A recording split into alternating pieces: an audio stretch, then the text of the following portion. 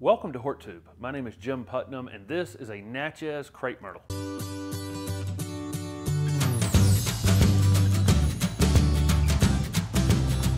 This is the beautiful white flowering, ornamental, cinnamon barked Natchez Crape Myrtle. Natchez would be considered a very large shrub or a small tree. It can eventually reach 20 to 25 feet in height and probably 15 to 20 feet in width. Most websites are going to list crepe myrtles in zone 6 to 9. It's probably truer to say 6B to 9. I'm sure there's areas of 6A where crepe myrtles definitely will not survive. Crepe myrtles have different growth rates depending on their ultimate size. Natchez, being one of the largest growing varieties of crepe myrtles, can actually put on as much as 4 feet of growth in a single season. All crepe myrtles are sun-loving plants. You definitely want to put this in an area that's going to get at least 6 hours of direct sunlight. And it's kind of important to have it in some morning sun as well to get the leaves dried off in the morning as fast as possible. I frequently see people try to use Natchez Crape Myrtles on foundations. This variety is just not a good foundation plant. It's going to get too tall and wide. If you're on a small lot or you're looking for a crepe myrtle to use on a foundation or on the corner of a foundation, there's probably a lot better varieties, and I'll be putting up some additional crepe myrtle videos throughout the summer. This one really does need some space. It works great in commercial settings where there is some space to allow it to get as tall and wide as it gets, because it has a fantastic shape later on. So this one, like I say, probably not meant for a very small lot, but if you have some space, this is one of my favorites. Of course, the main features on any crepe myrtle are the flowers, and Natchez doesn't disappoint. It gets these large clusters of white flowers. This one right here is just starting to open, and every branch has flower buds on it that will open here over the next few weeks. Typically, crepe myrtles are going to be multi-trunked plants. This one hasn't had a lot done to it yet to create that look. It's still a small plant. It has 5 or 6 pieces down here at the bottom. We'll cut that back to about 3 and allow those 3 to be our 3 main trunks. You will see standard crepe myrtles, which are single trunk crepe myrtles. They're pruned down to 1 trunk and then staked straight, and they're becoming more and more popular. Really, I see them in a lot of places now, especially where somebody needs a narrower version of this. Those single trunk ones are easier to keep narrow in time. The next big feature on Natchez, and it hasn't started to show up on this small plant yet, in the future, this bark will peel off and it will be a reddish cinnamon color underneath. It's really quite beautiful. The new growth during the season has these red stems on it, which is also very nice. So a lot of nice features on Natchez. I've included planting instructions in the description of this video for planting woody trees and shrubs. Really not much to worry about on these. These are really, really rugged.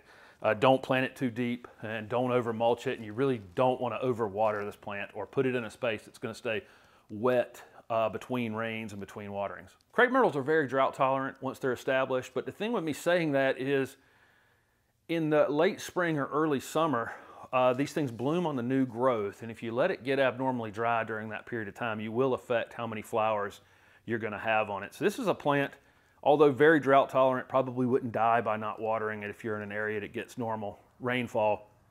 This is a plant you probably want to drag a water hose once or twice to in the early summer and just make sure it has enough water to put on the show that it's capable of. You definitely want to fertilize crepe myrtles as they're waking up in the spring. This is one of the last things to wake up every spring. And so sometime in my area, they'll be as late as mid-April where all the other deciduous things have leafed out. But about the time I see some new growth on it, I'll apply some sort of outdoor slow release fertilizer. Probably doesn't matter the brand so much. Something that lasts 3 to 4 months. Pruning is a hotly debated topic on crepe myrtles. If you need a crepe myrtle that only gets 10 feet tall, don't buy Natchez or Muskogee or one of the varieties that gets 20 or 25 feet tall. There are semi-dwarf varieties that get between 10 and 15 feet tall that are much easier to keep that size. Almost all the landscapers in my community and everywhere crepe myrtles grow, they'll cut these off to about 8 or 10 feet every late winter or early spring. And it does create a nice, beautiful canopy. Lots of flowers that way, a really tight, compact ball. They do start to look weird in time. They develop knots where they're pruned every year.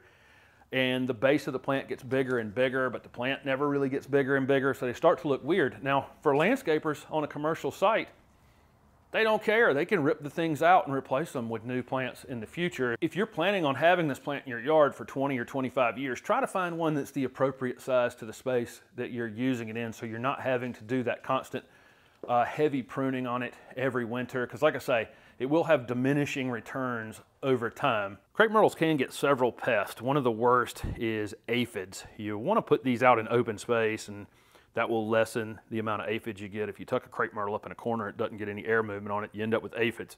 If you get aphids, they actually secrete something that actually forms a mold on it called sooty mold, and we can get black leaves on crepe myrtles. Really nothing to treat on the sooty mold. It's actually the after effect of the aphids. You want to get aphids under control in the spring to prevent sooty mold from happening on these. Like I say, if you have your crepe myrtle out in open space where it can dry out quickly in the morning, typically aphids are less of a problem, and therefore the sooty mold is not a big problem.